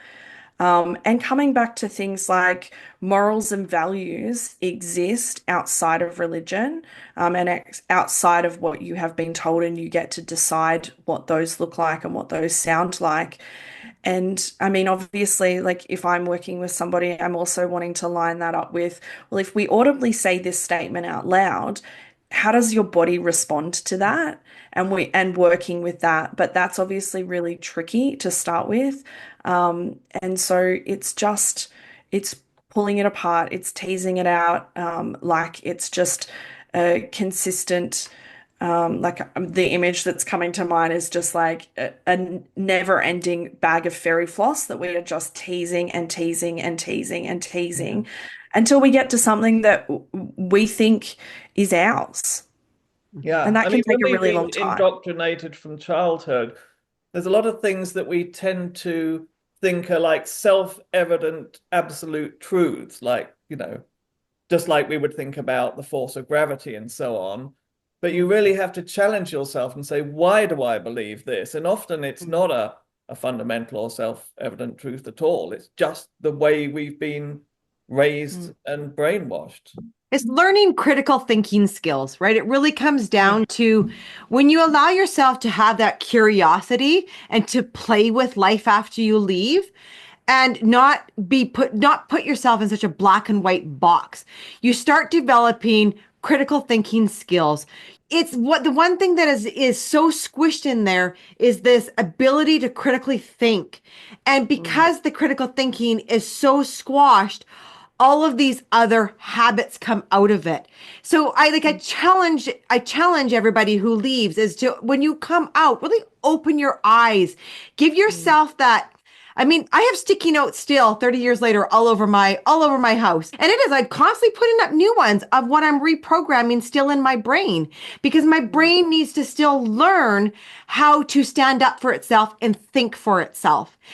Yeah, I think that thinking critically thing is awesome, and like the curiosity and wondering thing that we've mentioned, that doesn't mean, for the critics out there who are like might be allergic to the concept, it doesn't mean believing everything, and it doesn't mean being silly with going out and trying all sorts of things, or there are some things in this crazy world that actually are better to not know much about or better to not engage with. There's some sick crap out there as well, like we know that, so we're not encouraging people to just like be really understanding and go wild with trying everything. It's about learning to discern between what, again, that your inner voice of what is good and what is bad, instead of just relying on the brethren to set that for you. And you'll know when something is fundamentally something you shouldn't be trying, right? Again, critical thinking. When you get into that critical thinking, you know what? I'm like, there's things that I will never try in my life because I don't want that a part of my life, right? So with critical thinking comes discernment. And it's not just this wild abandoned discernment that has no boundaries to it. Your body will tell you, your soul speaks to you. You're not left alone in this. You are connected to something much greater than you that can guide you into a very peaceful life if you allow it. And choice gives you that. Yeah, critical thinking and curiosity gives you choice. It's like the triple power of C's. Like it's, that combo is everything that you don't have in high control environments. You don't have the ability to be curious. You don't have the ability to think critically. You don't have choice. And so they're the three cornerstones of what is going to be powerful in being able to access who am I and who am I going to be navigating the world as an individual and as a good human. Yeah. Sam has to scoot out here. So I just want to thank you so much, Sam, for taking your time to come on here and really dive into a subject that's been near and dear to our hearts and wanting to be put on a podcast. So thank you, Lindy, for setting us up with her. And I really, really appreciate you coming on. Thank you so much. Thanks so much, Sam. It's brilliant. It's been my absolute pleasure. Thank you all. Take care. And we look forward to hearing, we'll share about the Religious Trauma Collective's online event. We'll be sharing about that. So look forward to seeing you again then. Amazing. Thanks, guys. Take care, love. After leaving the Brethren, I mean, we got three heads here. How do you think it is possible to become more tolerant of belief systems that might not align to our belief system? Because I think that is one of the biggest things post leaving, as again, we're coming back to that judgment thing, but also being tolerant, having humility when it comes to allowing people around us to have all different variations of faith. Because that's really what we want people to realize inside there, that there's such a variety. There's a rainbow, a variety of faith levels, different faiths, different beliefs that you can have a choice to engage yourself with, right? Like it is your choice on what you want to believe. But coming out of there, and all of us have gone through this, how do we become more tolerant of the different beliefs that are around us? Well, everyone believes in something, right? I mean, some people believe in science and evolution and the Big Bang, and it's a very rational belief, and that's fine. Others believe in very esoteric religious ideas with, real live guardian angels and spirits and demons. And if maybe you're like Bruce Hales and you just believe in money, well, I mean, that's all fine.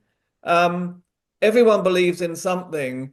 And of course, the Brethren believe that their belief system is the truth and the one no way. one should believe in anything else. But surely, having come out of a system like that, we should have the common sense and the tolerance and the humility to understand that belief and religion and your worldview, however you want to put it, that's personal. That's your personal choice. It's your personal area. And it's your own personal choice too, whether you decide to share that with anyone else or whether you keep it to yourself. And so just respect the fact that you have left a belief system which you have now recognized is wrong, and have respect for other people's belief systems, even if you don't believe in them yourselves. Yeah, I think to me it comes back again to something we've talked about a bit in this podcast, where the Brethren worldview is so black and white. It's so dichotomous. It's so like in and out, wrong and right. And so I think growing up in there, we did not learn what tolerance was. It was like, well, there's my way and then there's the wrong way, and so and along with that came a superiority, and which in some ways that's kind of a natural outcome, like if I really believe in veganism, it's because I believe that eating meat is wrong and that I've chosen a higher path, like it's very difficult to stop superiority kind of creeping in when you start believing that you've found the right way or the right path. I think you have to work really hard at that humility and openness to possibly being wrong, or to continuing to have respect for others who live or believe differently, regardless of their beliefs, just acknowledging that they have an inherent value as a human being. So I think, again, part of learning to be more tolerant is acknowledging that black and white Brethren worldview that you've come from and kind of deconstructing that, yeah, from that place, you can realize, oh, wow, others have got a lot to teach me, and that maybe I'm not so wise and wonderful and right as I thought I was. And yeah, coming back to that openness and curiosity of what can I learn from others? And you'll be fascinated if you do, because you'll learn incredible things if you talk with others and ask them about their beliefs and why they hold them, whether it's, as you've said, Richard, in science or in guardian angels or in ghosts. There's some amazing stories out there that can really open your eyes if you choose to engage instead of just staying on your thing of like, I've got my beliefs and they're right and no one can shift me on that.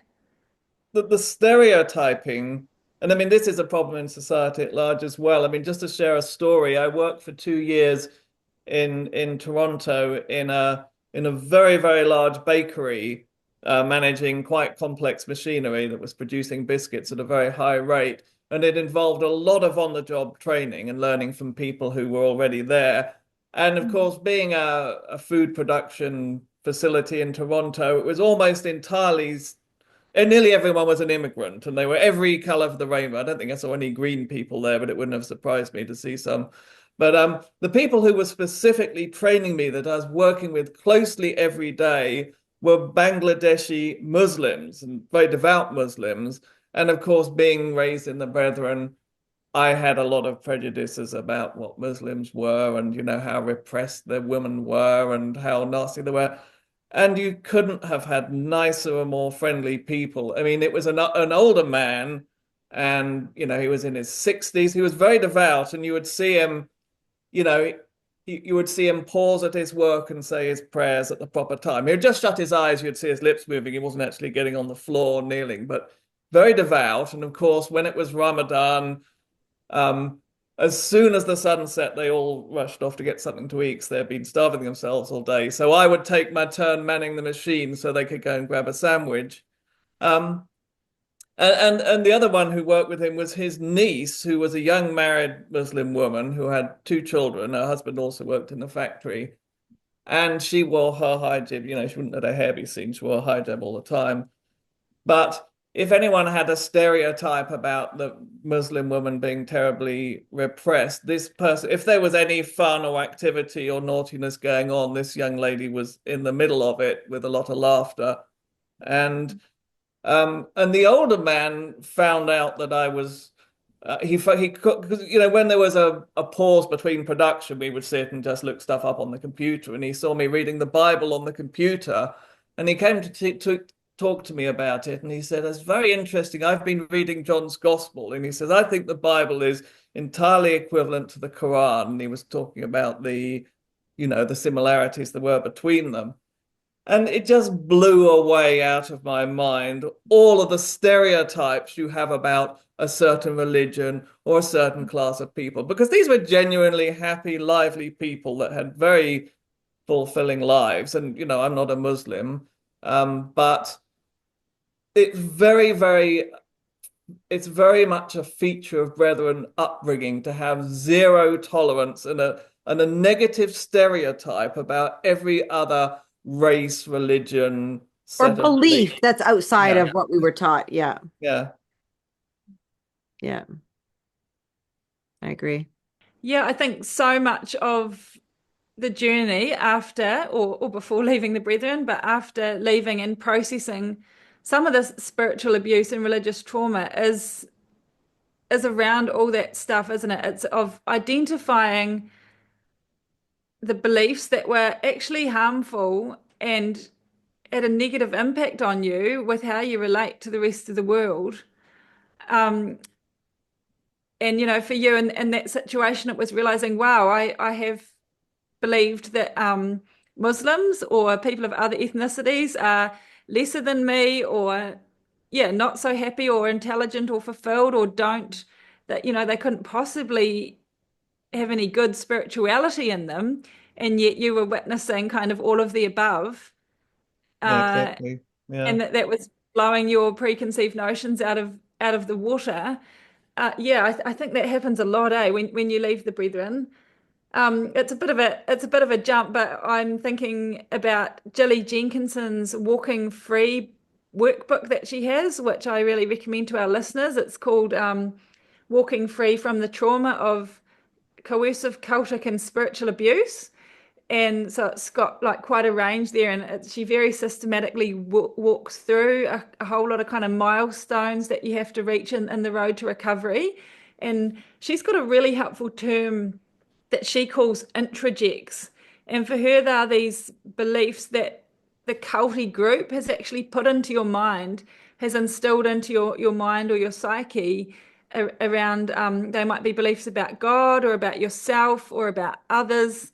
But I think that's the key point, is that they've come from the culty group, and they're given to you to eat and take into your system, and you often end up believing they are yours or that they're really part of you. Whereas she says that part of the recovery journey is kind of pulling those things out in a way and chewing on them again and going, okay, is this actually something I want to take with me going forward? Is this something that's inherent to me?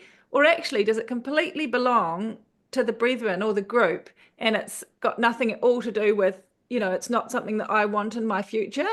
Like, I remember when I left, I was really terrified of going to the movies because, back then it was like, that was a really wicked thing to do. And I think there was something about, that if the rapture came when you were in the movies, that you'd get left behind. And We've got a rapture-proof ceiling in the cinema. Yeah, it Bounce must off have. it. Very tough ceiling. Yeah, and I remember having to like really name that and go, actually, I no longer believe that's true. Um, and that's a more minor example, but there's some much bigger things that we can take on as, like things like, oh, I can't leave and keep my salvation. Or if I become an atheist, I'm destined to be like a completely evil reprobate, worthless human being, but it's going, actually, that there is a belief that's come from the brethren, and it's come from their worldview, and it might not be true at all, and it might not be true for me. So it can be a long process, but it's a very important process to do that thing of picking out these introjects and deciding what is it that you're going to keep and what is it that you're going to reject and throw back to the group. And to know that you can have an atheist friend and a Christian friend and you all get along. Because Yes. each person is choosing their belief that suits them. It doesn't come down to fighting on beliefs, which is what has been indoctrinated into us. It comes down to having tolerance and understanding that everybody has the beliefs they need in order to make themselves feel safe and be a productive human in society. And it's okay. It doesn't matter what each person believes, as long as those beliefs are not harming another person, right? When we come into even just my own personal experience in the church, right? Like, their beliefs were allowing them and giving them permission to do horrible things with me as a child, right? So when we come and we're talking about everybody having their beliefs, we're not excusing beliefs that are harmful to other people. But there is in society this opportunity and this choice to have your own belief and have it as your own, that you don't need to give away to anybody else. And you can love a person beside you that has the opposite beliefs, but you still come together. There's still unity there. Yeah, and some of that's a control thing again, because I think in the Brethren we believed, we had to police everyone around us and their actions and their thoughts as well. Whereas it's letting go of that as well. It's going, actually, I'm not responsible for the person next to me, their choice. You can still try and influence people, like I said before, if I really believe in veganism, I'm probably going to sing the praises of veganism to people around me and try and influence them that way, just because I believe it's good for the planet or the cows or for me or whatever.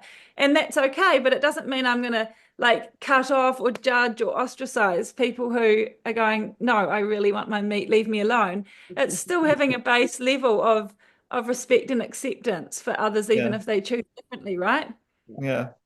And I guess the other thing is, you don't have to subscribe to anyone else's belief system at all. I mean, in reality, every individual has a slightly different belief system, even if they all belong to the same church. So it's absolutely fine to have your own personal religion, and it doesn't have to have a name or a stereotype. You don't have to call yourself a Baptist or a Methodist or an agnostic or an atheist.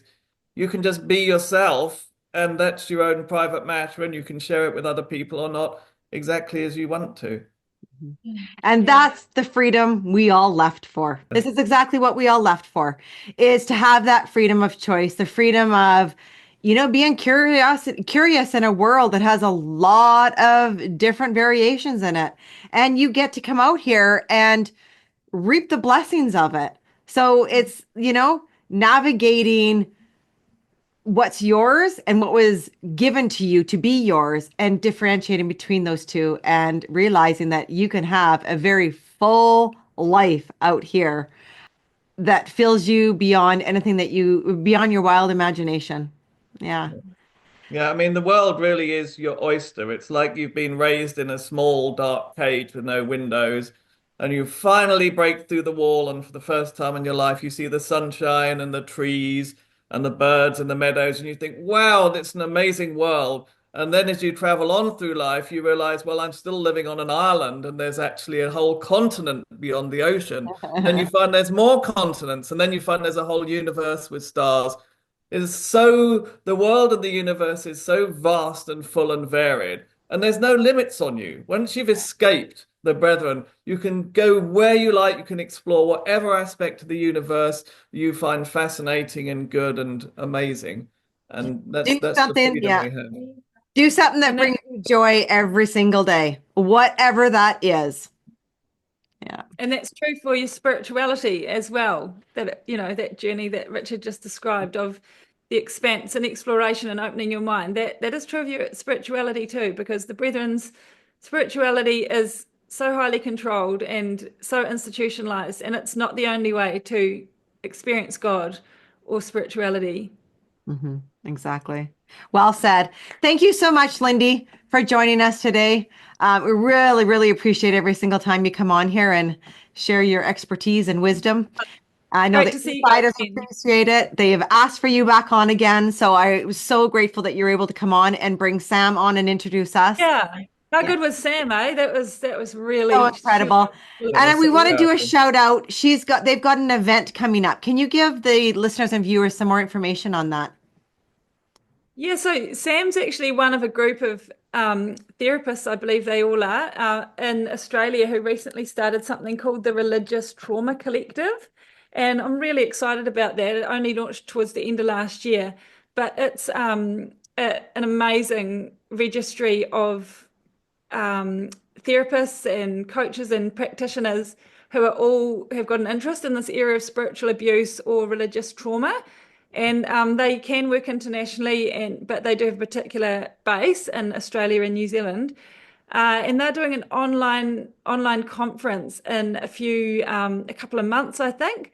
So yeah, watch this space. We'll share a bit more about it. But go check their website out, because they will also have resources, and they do list therapists who are specifically trained in these areas who can help you. So there'll be a link below for that. And also you'll see it on the screen here, a link to their website. So yeah, go check them out, and go and check out Julie Jenkinson's book. Again, an incredible book. There's Yanya Lelek also has an incredible book out there too. So there are workbooks out there that can help you maneuver and walk through some of the transitions that we all go through post leaving. I also want to remind you guys all that myself, Richard, and Ben are all going to be at the ICSA conference in July in Montreal, Canada, and we have a GoFundMe going on just to help cover the cost of our travel expenses. And that is up on the screen, as you can see right now, and there'll be a link down below if you can share it, donate as little as $5. Just every little bit counts, gets us to there, and it's a super, super important conference to be at. It really is going to expand some things here in North America for us that we've been working on. So stay tuned, and we're really looking forward to going there. Thank you, Richard. Thank you, Lindy. And thank you, Sam, again for your time and effort coming on here and explaining everything that you'd explained. Thank you guys so much. Until next time, much love to you all. Richard and I had a short conversation with Dennis Wragge on his search for a church after he left. Hello, Dennis. I invited you on today because we're doing a podcast which is speaking about the the spiritual trauma and the experiences spiritually of people when they leave the Brethren. And you had a very interesting story you told me a few years ago after you left the church. I just think it might be really helpful for our listeners if you could just go over that experience for us again. Sure, Richard. I think the story you're referring to is I'll give you a little of my background. When I left the Brethren, the choice was, where do we want to go spiritually? And for a couple of years, I tried what the Brethren would call the world. And I had a lot of fun, but there was an emptiness spiritually. And yet to go to an organized church was so ingrained into me that I just could not do it. It was just horrendous. And I happened to be out of town, and I met a lady who had formerly been a Brethren, and she was going to a Baptist church, and she persuaded me to go to the Baptist church with her, which was a traumatic experience. If anybody is in there, they'll realize the trauma I went through. I thought when I walked through the door, the light fixture was going to fall on my head, and it was all God's judgment. Yeah. And it scared the dickens out of me. Just to clarify for people who are not familiar with Brethren teaching, they not only believe that they're the only true church, but they also believe that every other church is sort of conducting some kind of terrible blasphemy merely by existing, and that if you leave the Brethren and go to any other denomination, that is a very serious sin. Is that essentially what it is, Dennis? Yes, that's exactly it. And yeah. I literally thought, and I was probably in my mid 40s at the time, so I was not an uneducated kid. I had grown up in the Brethren, and that's all I'd ever known, and that's what I've been taught, that to go to another place was very inferior and substandard and all the terms that are used. And I went to the Baptist church, and I survived. Nothing fell out of the roof and hit my head. And my son, who was with me, filled out in churches, they have a little welcome card in the back of the seat in front of you. And Eric went and filled this card out, and lo and behold, later in that week, I got a visit from this young pastor who came to visit me, which was a little bit unnerving, but we got talking. The first thing I did, like a good Brethren host, I offered him a beer. And I didn't know that Baptists traditionally are not beer drinkers. But anyway, he very politely, he didn't put me down. He just said, no, thank you. And told me that he used to be an alcoholic, and God had come in and saved him from that disease. Anyway, that's by the by. And so I sat down with him. We're on the top floor of a condo building, and I crossed my arms like this, and I said, okay, tell me why you think the Baptists are the best church. And I would like to pass on to anybody that's struggling right now, what he told me that set me free, or helped set me free. It's a long process. But he said, Dennis, look out.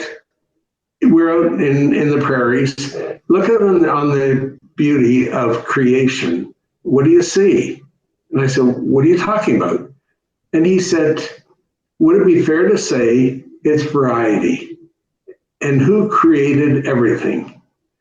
And of course I said, well, God did.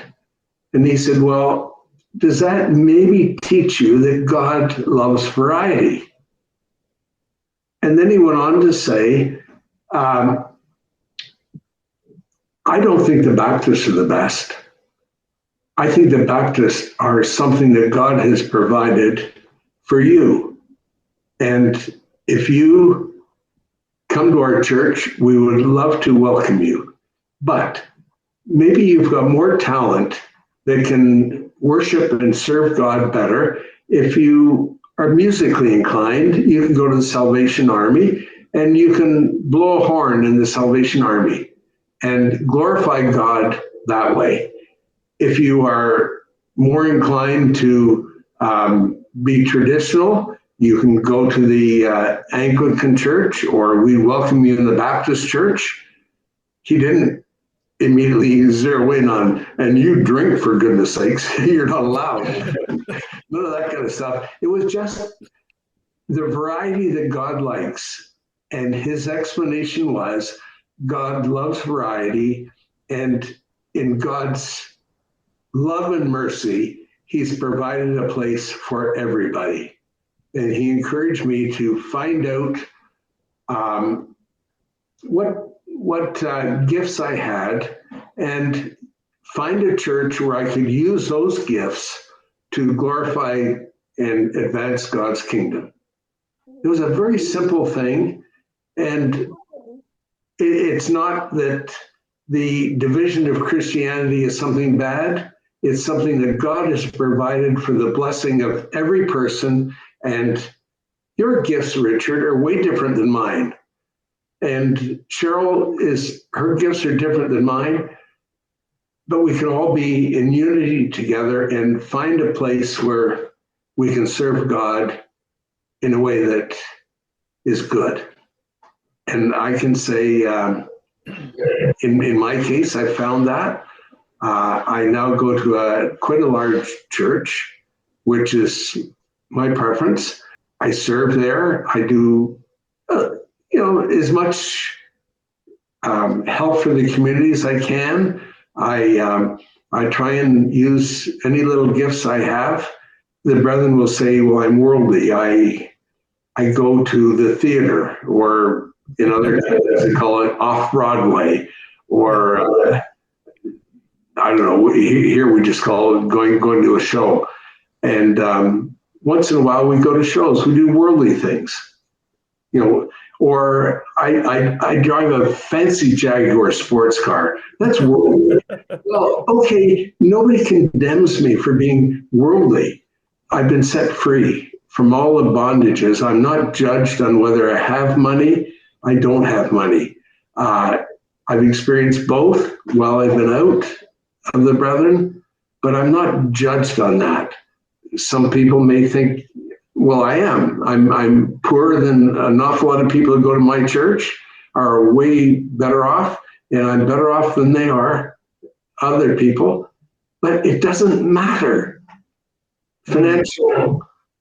So you would say, really, the great thing about escaping from the cult is you can actually be yourself, and you're not having to constantly conform to other people's religions, other people's ideas, other people's expectations.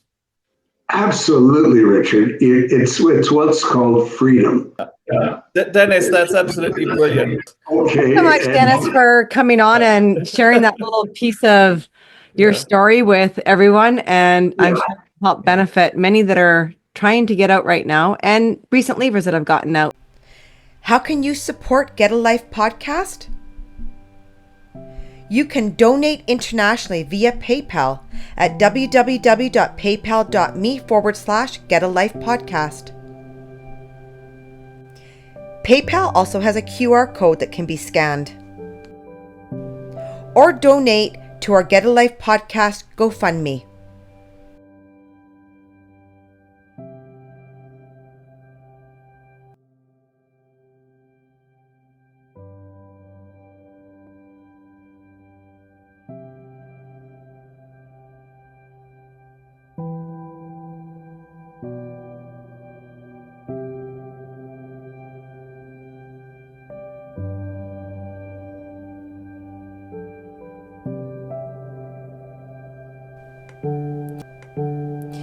If you're in a high-demand religious group and need help, please go to oliveleaf.network.